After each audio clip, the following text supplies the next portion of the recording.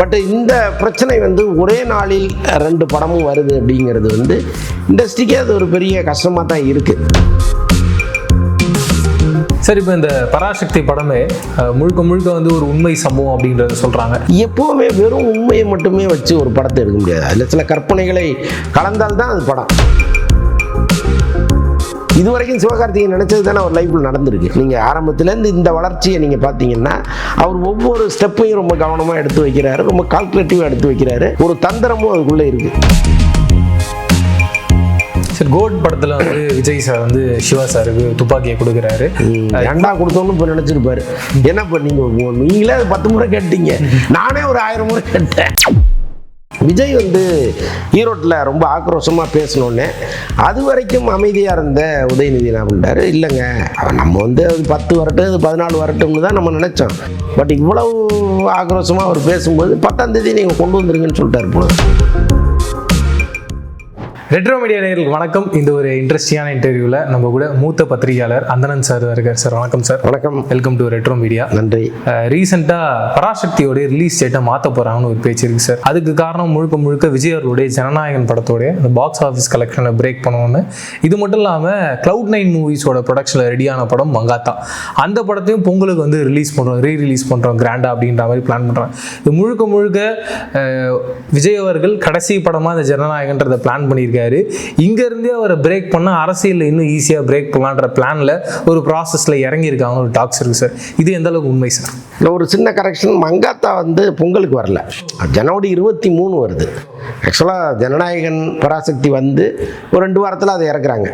அப்போ என்னென்னா இந்த கலெக்ஷன் வந்து ஒரு 3-4 வாரம் கண்டினியூஸாக போகும் இல்லையா, அதை பிரேக் பண்ணணுங்கிறதுக்காக வருதுன்னு வச்சுங்களேன். இல்லைன்னா ஏற்கனவே திட்டமிடப்பட்டதாக இருக்கலாம், நமக்கு தெரியாது. நம்ம பார்க்கும்போது அது அரசியலாக பார்க்குறோம், அவங்க வந்து ஒரு பிஸ்னஸாக பார்ப்பாங்க. நம்ம ஏற்கனவே நாங்கள் பிளான் பண்ணது தாங்க, இது வந்து எதுக்கு நீங்கள் தவறாக சொல்கிறீங்கன்னு கூட அவங்க கேட்கலாம், அது நமக்கு தெரியாது. பட் இந்த பிரச்சனை வந்து ஒரே நாளில் 2 படமும் வருது அப்படிங்கிறது வந்து இண்டஸ்ட்ரிக்கே அது ஒரு பெரிய கஷ்டமாக தான் இருக்குது. ஆக்சுவலாக என்னென்னா, துணிவு வாரிசு வரும்போதே பல விநியோகஸ்தர்கள் திரையரங்க உரிமையாளர்கள் அப்படி வரக்கூடாதுன்னா கேட்டாங்க. முடிஞ்ச அளவுக்கு அதை தடுக்கிறதுக்கு எவ்வளோ ட்ரை பண்ணாங்க. லேட்டஸ்ட்டாக திருப்பூர் சுப்ரமணியம் ஒரு பேட்டி கொடுக்கும்போது அவர் சொல்கிறாரு, துணிவும் வாரிசும் தனித்தனியாக வந்திருந்தால் எங்களுக்கு இன்னும் லாபம் கிடச்சிருக்கும் அப்படின்னு சொல்கிறாரு. அப்போ ஃபேக்ட்னு ஒன்று இருக்கு இல்லையா, ஸோ அதை வந்து இண்டஸ்ட்ரி தலையில் சாம்பல் அள்ளி போட்டுட்டு ஒரு வேலை இங்கே நடக்குதுன்னா இது பின்னால் கட்டாயமாக அரசியல் தானே இருக்க முடியும். ஏன்னா இண்டஸ்ட்ரியில் ஒரு விஷயத்தை நடக்கும் பொழுது இண்டஸ்ட்ரி தான் தீர்மானிக்கணும். இண்டஸ்ட்ரிக்கு வெளியிலேருந்து ஒரு தீர்மானிக்கும் பொழுது இவங்களுடைய லாப நஷ்டங்களை பற்றி அவங்க கவலைப்பட போகிறதில்ல. ஸோ அதுதான் இங்கே இப்போ நடந்துகிட்டு இருக்கு. பல பேர் வந்து விஜய் இதுக்கெல்லாம் பயப்படலாமா, விஜய் தான் பெரிய, அவரே சொல்லியிருக்கிறாரு நான் வந்து உச்சத்தில் இருக்கேன் அப்படின்னு சொல்கிறாரு. அப்போ சிவகார்த்திகேயன் வந்தால் வந்துட்டு போட்டுமேன்னு சொல்கிறாங்க. நீங்கள் ஒரு தியேட்டருக்காரர்கிட்ட போய் கேளுங்க, அவருடைய வழி என்னங்கிறது அவருக்கு தானே தெரியும். பட் இந்த விஷயத்தில் என்ன நடந்தது அப்படின்னா, விஜய் வந்து ஈரோட்டில் ரொம்ப ஆக்ரோஷமாக பேசணுன்னே அது வரைக்கும் அமைதியாக இருந்த உதயநிதி என்ன பண்ணிட்டாரு, இல்லைங்க நம்ம வந்து அது 10 வரட்டும் அது 14 வரட்டும்னு தான் நம்ம நினச்சோம். பட் இவ்வளவு ஆக்ரோஷமாக அவர் பேசும்போது 10ஆம் தேதி நீங்கள் கொண்டு வந்துருங்கன்னு சொல்லிட்டாரு போல. ஸோ இப்போ அதனால தான் வந்து இது ப்ரீவியஸ் ஆகி முன்னாடி வருது. என்ன இருந்தாலும் இது இண்டஸ்ட்ரிக்கு நல்லது இல்லை சார். இப்போ இந்த ரிலீஸ் டேட்ன்றது 9ஆம் தேதியே வந்திருக்கலாம், ஏன் ஒரு நாள் தள்ளி வராங்க? சொல்ல முடியாது. இப்போ நீங்கள் கேட்டது நல்லா இருக்கேன், 9ஆம் தேதியே வரலான்னு கூட என்ன இப்படி பிரவீன் வந்து நல்லா எடுத்துருக்கிறாரு, 9ஆம் தேதியே இறக்குங்க அப்படின்னு கூட சொல்லலாம், தெரியாது. இன்னும் போக போக என்னென்ன மாற்றங்கள் வரும்னு நமக்கு என்ன தெரியும். நேற்று ஒன்று இருந்துச்சு, இன்னைக்கு ஒன்று இருக்குது, நாளைக்கு ஒன்றா அது மாறலாம், தெரியாது இல்லை. அண்ட் இந்த பராசக்தி நிறைய லான்ச் மாதிரி ஒன்றா டிசைன் பண்ணிருக்காங்க. சரி, இப்போ வள்ளுவர் கோட்டத்தில் ஒன்று பண்ணாங்க, அடுத்து ஆடியோ லான்ச்ன்றது இன்னும் பிரம்மாண்டமாக இருக்கும். சிவகார்த்திகேயனுடைய பல பேர் யார் யாரெல்லாம் ஒர்க் பண்ணியிருந்தாங்களோ மிக முக்கியமான ஆட்கள் அவங்களாம் வராங்கன்றது சொல்கிறாங்க. இது எந்த அளவுக்கு உண்மை சார்? ஆமாம், இப்போ இது வரைக்கும் சிவகார்த்திகேயனை எடுத்து படம் எடுத்த எல்லா இயக்குநர்களையுமே மேடையில் ஏற்றுறாங்க. எனக்கு தெரிஞ்சதில் தோல்வி படம் கொடுத்தவங்களாம் கட்டாயமாக ஏற்ற மாட்டாங்கன்னு நான் நம்புகிறேன். ஏன்னா எப்போவுமே வெற்றிக்கு தானே மரியாதை, தோல்வி யார் கொடுத்தாலும் அவங்கள வந்து கடைசியில் நிற்க வைக்கிறது தானே வாழ்க்கை. ஸோ அதனால் முக்கியமான இயக்குனர்கள்னு சொல்கிறாங்க. அதில் வெற்றி படம் கொடுத்தவரை மட்டும் மேடையில் ஏற்றி அவங்களோட ஒரு இன்ட்ராக்ஷன் நடக்கும்னு நினைக்கிறேன். பராசக்தி ஆடியோ லான்ச்சில் ரஜினியும் கமலும் கலந்துக்கிறாங்க. அதில் ரஜினி பேசுகிறது எப்போவுமே இன்ட்ரெஸ்டிங்காக இருக்கும். கண்டிப்பாக ஒரு அரை மணி நேரமாவது அவர் பேசுவார். அந்த அரை மணி நேரமும் ஒரு பெரிய கண்டென்ட்டாக மாறும். ஸோ அவ்வளோ பெரிய ஒரு நல்ல அழகான ஒரு நிகழ்வாக அது அமைய போகுது. Okay sir. இப்போ சிவகார்த்திகேயனுக்காக ரஜினி கமல் வராங்க அப்படின்னும் போது அவர் தான் அடுத்த சூப்பர் ஸ்டார்னு ஏற்கனவே ஒரு டாக் இருக்குல்ல சார், இது இன்னும் அது ஸ்ட்ராங்காக மாற்றணும் சார். சிவகார்த்திகேயனுக்காக வராங்கன்னு சொல்ல முடியாது. ஏன்னா இப்போ இங்கே எப்போவுமே வந்து அதிகாரமும் வலிமையும் யார்கிட்ட இருக்கோ அவங்கள்ட்ட தான் எல்லாரும் போய் சேருவாங்க. அது ரஜினியாக இருந்தாலும் சரி, கமலாக இருந்தாலும் சரி, யாராக இருந்தாலும் சரி. இன்றைக்கி ரெட் ஜெயின் பேக்கிங், ஆளுங்கட்சிக்கு ஆதரவான ஒரு படம், ஸோ எல்லாமே அவங்க சம்மந்தப்பட்டவங்கிறதுனால கூப்பிட்றதுக்கு முன்னாடியே வந்து நின்றுவாங்க.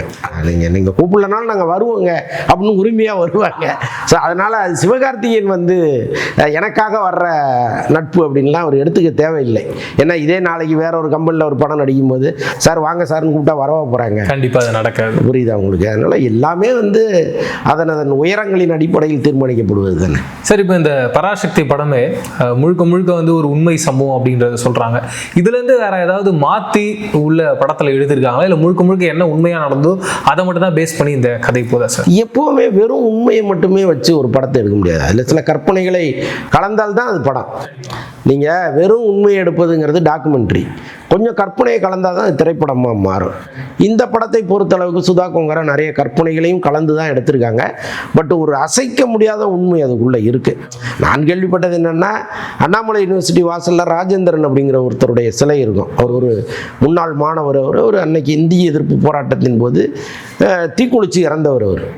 ஸோ அவருடைய கதையைத்தான் இது படமாக்குறாங்கங்கிற மாதிரி நான் ஒரு தகவல் கேள்விப்பட்டேன். உண்மையாக இருக்கலாம், பொய்யாகவும் இருக்கலாம், நமக்கு தெரியாது. ஏன்னா நம்ம கேள்விப்பட்ட தகவலை தான் நம்ம சொல்கிறோம். அந்த ராஜேந்திரன் அப்படிங்கிறவருடைய ஊர்லேயே போய் சுதா கொங்கரா கள ஆய்வெல்லாம் பண்ணியிருக்காங்கன்னு சொல்கிறாங்க. கிட்டத்தட்ட ஒரு 6 மாதம் அந்த ஏரியாவை சுற்றி சுற்றி வந்து அவங்க ரொம்ப நுணுக்கமான விஷயங்கள்லாம் எடுத்திருக்காங்கன்னெலாம் சொல்கிறாங்க. அப்போ கதையில் வந்து ஒரு உயிரோட்டம் இருக்கும். அது இருக்கும்போது தான் அந்த படம் ஜெயிக்கும். ஏன் ஜெய்பீம்னு ஒரு படம் ஜெயிச்சுது? அந்த கதையில் இருந்த உண்மையும் உயிரோட்டமும் தான். அது வந்து அந்த லேடி இன்னமும் உயிரோடு இருக்காங்க. அவங்க பட்ட வழியை சொல்லும் பொழுது அதுக்கு ஒரு வேல்யூ இருக்குல்ல. கற்பனை கதையை தாண்டி உண்மைக்கு எப்போவுமே ஒரு வேல்யூ இருக்குது. ஸோ இந்த படம் வந்து பேசிக்கலாக பிரமாதமான படமாக இருக்குங்க. தமிழகத்திற்கு தேவையான படம். அதை வந்து நம்ம எத்தனை முறை வேணாலும் சொல்லலாம். அப்படி ஒரு படம் அது. சிவகார்த்திகேயன் ரொம்ப பொருத்தமாக இருப்பார். அதில் ஜெயம் ரவி, ஆதர்வான்னு சொல்லிட்டு ரொம்ப பிரமாதமான நடிகர்கள்லாம் உள்ளே கொண்டு வந்திருக்காங்க. ஒரு அற்புதமான படத்தை இவங்க சண்டையில் காணாடிச்சிட போகிறாங்களோங்கிறது தான். ஏன்னா இப்போ இந்த ஈகோ பிரச்சனையில் போயிட்டு இருக்குது. இந்த ஈகோ இல்லாமல் இந்த படம் வந்ததுன்னா கட்டாயமாக அது மாணவர்களுக்கும் இளைஞர்களுக்கும் பயனுள்ள ஒரு படமாக இருக்கும். சரி, கோட் படத்தில் வந்து விஜய் சார் வந்து சிவா சாருக்கு துப்பாக்கியை கொடுக்குறாரு. ரெண்டா கொடுத்தோன்னு இப்போ நினச்சிருப்பாரு. ஏன்னா இப்போ நீங்களே 10 முறை கேட்டீங்க, நானே ஒரு 1000 முறை கேட்டேன். கண்டிப்பாக சார். என்னன்னா சார், இப்போ ஒரு கேள்வி வருது சார். இவ்வளோ பெரிய விஷயத்த ஒருத்தர் விட்டு கொடுக்குறாரு, அவருக்கு எதிர்க்க ஒருத்தர் படம் ரிலீஸ் பண்ணானும் போது குறைஞ்சபட்சம் சிவகார்த்திகேயன் ஏதாவது தடுத்து நிறுத்தி இந்த ஒரு வாரம் பின்னாடி வந்திருக்கலாம்ல. அவர் வந்து இவ்வளவு பெரிய ஒரு விஷயம் பண்ணியிருக்காரு, ஒரு நன்றி இல்லாம இப்படி சிவகார்த்திகேயன் விஜய் அவர்களுடைய முதுகுல குத்துறன்ற மாதிரிலாம் சோசியல் மீடியாவில் போட்டு வாட்டி வதக்குறாங்க. இதுக்கு உங்களுடைய பதில்? நீங்க ஒரு மாசத்துக்கு முன்னாடி கேட்டிருந்தீங்கன்னா நான் வேற பதில சொல்லியிருப்பேன். இப்போ நீங்க கேட்கறதுனால நம்ம உண்மையை சொல்ல வேண்டியதா இருக்கு. சொல்லுங்க சார். ஆக்சுவலா விருப்பம் சிவகார்த்திகேயனுக்கு அதுல அதிகமா இருந்திருக்கு. ஓ அப்படிங்களா? ஆமாம். அதை இப்போ நீங்க ஷாக் ஆனீங்கல்ல, இவருக்கு ஒரு க்ளோஸ் அப் ஒன்று வைங்க. சரி சார். இதே ஷாக்கை வந்து விஜயும் அடைஞ்சிருக்காரு. அதுதான் இப்போ வந்து நம்ம கேள்விப்பட்டது. இப்படி வந்து அவருடைய ஆர்வமும் இதில் இருந்தது அப்படின்னு ஒரு கேள்விப்படும் பொழுது தான் விஜய் ரொம்ப ஷாக் ஆகியிருக்காரு. அதனால் இப்போ எப்போவுமே வந்துங்க ஒரு சாதாரண ஒரு படத்தோடு வந்து நீங்கள் ஜெயிக்கிறீங்க தோக்குறீங்கிறத தாண்டி ஒரு பெரிய படத்தோடு மோதும் போது உங்களுக்கு ஒரு அட்ராக்ஷன் உங்கள் மேலே வரும். சிவகார்த்திகேயன் இன்னைக்கு ஏற்கனவே ஒரு ஹைட்டில் இருக்கார். இப்போ அவரை விட ஹைட்டான ஒருத்தரோட மோதி அந்த படம் வந்து சூப்பரான படமாகவும் இருக்குது. ஒருவேளை ஜனநாயகன் அதை வின் பண்ணிடுச்சுன்னு வச்சிங்களேன், காலரை தூக்கிட்டு தெரியலாம்லையே விஜயே அடித்த வேண்டாண்ணா அப்படின்ட்டு. ஸோ அதைத்தான் சிவகார்த்திகேயன் விரும்புகிறாரு. இன்னொன்று அந்த படத்தினுடைய கண்டென்ட்டு டெப்த்து எல்லாமே அவருக்கு தெரியும். அப்போ இந்த படத்தை இறக்கணும்னா நாம் என்ன நினைச்சோமோ அது நடக்கும்னு அவர் நினைக்கிறார். இதுவரைக்கும் சிவகார்த்திகேயன் நினைச்சது தானே அவர் லைஃப்பில் நடந்திருக்கு.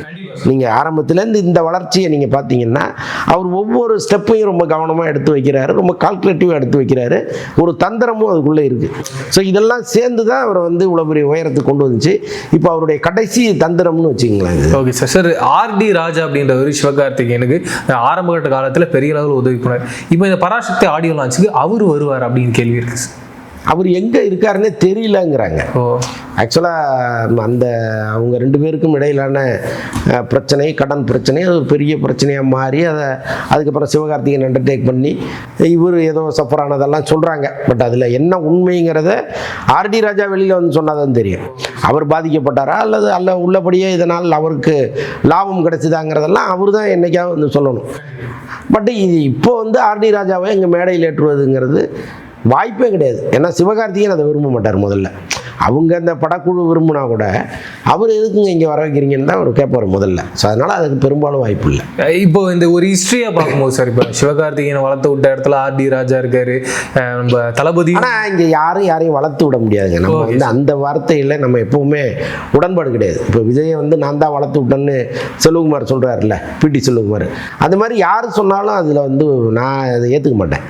ஏன்னா இப்போ நீங்கள் இப்படி சொல்கிறாங்கல்ல, இவங்களை கொண்டு போய் சிபிராஜிட்ட ஒரு 6 மாதம் விடுங்களேன், வளர்த்து விட சொல்லுங்களேன், ஏன் முடியல இல்லையா? அப்போ வந்து இயற்கையாகவே நமக்கு ஒரு திறமை இருக்கணும், மக்கள் நம்மளை அங்கீகரிக்கணும், அதை தாண்டி ஏதோ ஒரு சக்தி இங்கே இருக்குது, அது நம்மளை இயக்கணும். இது 3ம் இருந்தால் தான் நீங்கள் வந்து முதலிடத்தை நோக்கி போக முடியுமே தவிர நான் வளர்த்து விட்டான்னு யாரும் இங்கே சொல்லவே கூடாது, சொல்லவும் முடியாது. அதனால் நான் சொல்கிறேன், ஆர்டி ராஜா வந்து சிவகார்த்திகேயனை வளர்த்து விடலை, அவர் வளர்வதற்கு ஏதோ ஒரு வகையில் பக்கபலமாக இருந்திருப்பார், அவ்வளோதான். ஸோ அதைத்தான் நம்ம வந்து அவர் வளர்த்து விட்டாருன்னு நம்ம பேசிகிட்டு இருக்கோம் இந்த நிமிஷம் வரைக்கும்.